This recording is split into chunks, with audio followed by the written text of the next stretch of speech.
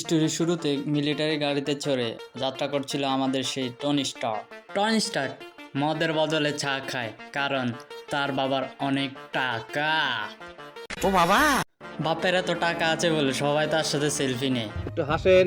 बेटा सेल्फी ले ले रे আমারে ট্যাগ করিস আর হ্যাশট্যাগে দিস সেলফি উইথ কোটিপতির পোলা। স্যার আপনার বাপের তো এত টাকা, তার মানে আপনার বাপ নিশ্চয়ই রাজনীতি করে। এটা শুনে টনি স্টার্ক গর্বের সহিত বলে, আমি সেই রাজনৈতিক পরিবারের ছেলে যার বাবা হাতে ধরে নাড়ু পাকানো শিখে। তার মানে নাড়ু বিক্রি করে এত বড় লোক হইছেন? নাড়ু সে নাড়ু নয়, বম বম। বোম বোম করতে করতে সামনের গাড়ি ধুরুম করে উঠে যায়। স্যার আমাদের উপর নাড়ু হামলা হয়েছে। নারু মানে? এরপর গোলাগুলিতে সবাই মইরা যায় আর টনি প্রাণ বাঁচাতে দৌড় দেয়। আমার মামারে ফোন দিতে হবে। হ্যালো মামা, ফোন উঠে। মামা ফোন উঠে না কারণ মামা তো কাংশু মামা। এদিকে নিজের তৈরি নাড়ু বোম নিজের পিছনেই ফাটে আর টনি হয়ে যায় অজ্ঞান। এই ঘটনার আগে কি হয়েছিল সেটা জানার জন্য আমরা যাবো 36 ঘন্টায়। 36 ঘন্টার হিস্টোরি শুনতে এখনই লাইক অ্যান্ড সাবস্ক্রাইব করুন। আমি হলাম টনির মামা। আমাদের টনি স্টার্ক অনেক বালা মানুষ, তাই এবং সে জুয়াও খেলে না, সে মাইয়াবাজিও করে না। আমি বিশ্বাস করি না। তুমি ব্যাট, আমি বল লেটস প্লে ফুটবল। ও যেখানেই খেলুক, ও মাঠে খেলুক, যেখানেই খেলুক না কেন, বাট খেলুক। এদিকে টনি স্টার্ক যায় তার ব্র্যান্ডের বম উদ্বোধন করতে।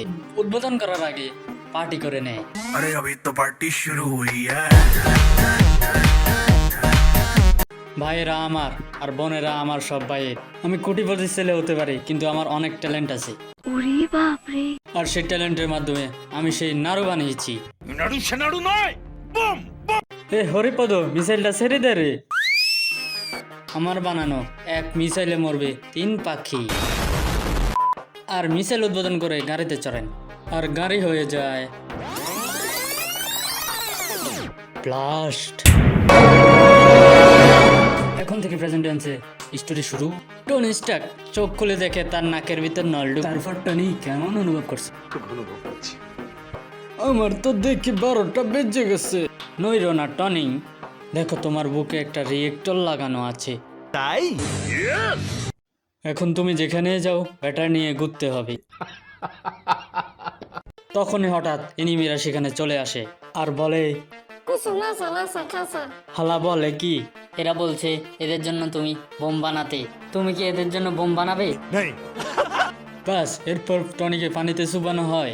টর্চারের চোটে আমাদের টনি রাজি হয়ে যায় আর সে বোম বানানোর নাম করে রোবোটিক স্যুট বানায়। তোর মাথায় দেখে অনেক বুদ্ধি।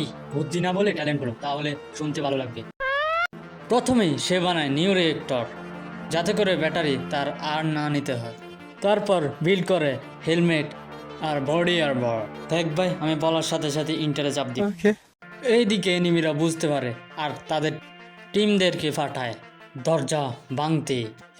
ভালো ভালোই দরজা খোল, নাহলে তোদের প্যান খুলে দেবো। দরজা ভেঙে ফেলবো কিন্তু। ও বাবা, বাট দরজার পিছনে ছিল বোম, সো ভাঙতেই বোম করে ফেটে যায়। দে ভাই, ইন্টারে চাপ দি। ভাই এখানে তো ইন্টার 2টা, কোনটায় চাপ দিব? একটা দিলেই হলো। ইন্টারে চাপ দিয়ে ডাউনলোড শুরু হয়, বাট ডাউনলোড স্পিড স্লো। আর স্লোকে ফাট করার জন্য আমাদের ডক্টর বিজ্ঞানী ভাই জীবন বিসর্জন দেয় আর ডাউনলোড হয়ে যায় কমপ্লিট। বোম, পুরো জায়গার কারেন্ট চলে যায় আর বেরিয়ে এসে আমাদের টনি স্টার্ক। পাঙ্গাসুরা স্যুট পরে টনি স্টার্ক সবাইকে দুরুম দুরুম পিটুনি দেয়। এদিকে ডাক্তার পটাল তোলার আগে মারা যায়। দেখ ভাই, এখন থেকে কাটেনি মাটি খেলি, এটা বলে তিনি মারা যান। টনি ওনার কথায় মোটিভেট হয়ে সব এনিমির পিছনে আগুন লাগিয়ে দেয়। অন্যদের পিছনে আগুন লাগাতে গিয়ে নিজের পিছনে আগুন লেগে যায়। টনি সেই সুযোগে এয়ারপ্লেন মোডে পালায়। কিছুক্ষণ পর উঠতে উঠতে দপাস। তখনই সেখানে রেস্কিউ টিম আসে আর আমাদের টনিকে উদ্ধার করে নিয়ে যায়। এরপর টনি ডক্টর বিজ্ঞানীর মোটিভেশনকে কাজে লাগায়। প্রতিশোধ নেওয়ার জন্য দিনরাত না খেয়ে আয়রন ম্যানের একটি স্যুট বানানো শুরু করে। ওরে বাপরে, বউ একটু হেল্প করো। কি হেল্প? দেখো বউ, তুমি একটু ছুঁয়ে দিবা, ব্যাস তাহলেই হবে। বাস বউ ছুঁয়ে দিতে টনি বলে। এদিকে আমার এনিমি ভাইয়েরা টনির বানানো হেলমেট আর আর্মার খুঁজে পায়। গরিবের আয়রন ম্যান বানানো ট্রাই করে। কি বলেন? অন্যদিকে আমাদের টনি স্টার্কের স্যুট বানানো কমপ্লিট হয়ে যায়। আর সবকিছু ঠিক আছে কিনা তা টেস্ট করে। তো টেস্ট নাম্বার 1 শূন্যে লাভ দেওয়া, পারফেক্ট। টেস্ট নাম্বার 2 শূন্যে বেশি বেশি বেড়ানো, ওহো এটাই পাস করেছি। আর টেস্ট নাম্বার 3 ফুল স্যুট পরে আকাশে উড়া এন্ড সাকসেস। এই মুহূর্তে আমাদের টনি ইচ্ছা হয় মঙ্গল গ্রহে যাওয়া। এ মরার জন্য একেবারে নাচানাচি শুরু করে দি। বাট এত উপরে উঠতে উঠতে আমাদের কানেকশন লস হয়ে যায় আর ব্যাড। আরে ভাই পড়েছি আজ। তারপর সে তার বাড়িতে অসম্ভব ল্যান্ডিং করে। এখন হবে রিভেঞ্জ টাইম। এরপর আয়রন ম্যান ভিলেনদের আস্তানায় ল্যান্ডিং করে আর সবার 12টা বাজিয়ে দেয়। আর আমি জাদা তোকে আমি মারবো না, প্লিজ ভাইরা মেরে তাকে বৃন্দাবনে পাঠিয়ে দাও। পাবলিকের মার কাওড়াতলা পার। এদিকে আয়রন ম্যান উঠতে উঠতে সেনাবাহিনীর রাউডারে ধরা পড়ে। এটা কি রে? তুফান মনে করা আয়রন ম্যানের পিছনে মিলিটারি দল ঝাঁপিয়ে পড়ে, রকেট লঞ্চার মারে, কিন্তু আমাদের আয়রন ম্যান বুম করে ফুটিয়ে দেয়। এ দোস্ত কই রে তুই? আমি এখন বাথরুমে হেল্প করতেছি, ডিস্টার্ব করিস না। তখনই মিলিটারি একটি যুদ্ধ বিমান ক্র্যাশ করে ফেলে আর পাইলট নিচে পড়ে যায়। এ ভাই এ আমার প্যারাশুট খুলছে না, এ ভাই এ বাঁচাও, প্যারাশুট খুলছে না মানে? এতদিন কি করেছিস আর্মি ট্রেনিং নিয়ে? কার কথা বলছেন? তখনই আমাদের আয়রন ম্যান তাকে রক্ষা করে। মিলিটারি ভাইয়েরা দেখেছো আমি কত ভালো মানুষ, মোর পিছনে আল্লাহ না কেমন? মিলিটারিরা এটা শুনে বলে। এরপর আমাদের ভিলেন মহাশয় আয়রন ম্যানকে পিছন থেকে অ্যাটাক করে। আয়রন ম্যানের আর্ক রিয়েক্টর ছিনিয়ে নেয়। রিয়েক্টর না থাকায় টনির হাঁপানি উঠে যায়। আর আমাদের ভিলেন বাবু সেই রিয়েক্টরটা দিয়ে তার স্যুট অ্যাক্টিভ করে। এই বেটা বুদ্ধিমান আছে তাই এইদিকে আয়রন ম্যান তার পুরনো রিয়েক্টর বসিয়ে উড়াল দেয় আর ভিলেনকে বলে, নয় এবার একদম সামনা সামনে। ভিলেন বলে সাহস থাকে তো সামনে এসে কথা বল।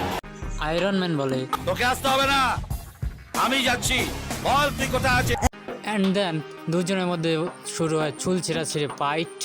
আয়রন ম্যান ভিলেনকে ললিপপের লোভ দেখিয়ে মহাশূন্যে নিয়ে যায়। তারপর একটা টোকা মেরে ফেলে দেয়। ভিলেন মাটিতে পড়ে ধপাস হয়ে। ভিলেনকে হারিয়ে আমাদের আয়রন ম্যান পরের দিন সবার সামনে চলে আসে, বলে ভাই সবাইকে বলে দেন একটু চ্যানেলটা সাবস্ক্রাইব করতে। আর বেটা বলতে হবে না, কারণ মানুষ আমাদের পাশে আছে। তো সবাইকে একটাই কথাই বলতে চাই, তা হলো লাইক অ্যান্ড সাবস্ক্রাইব।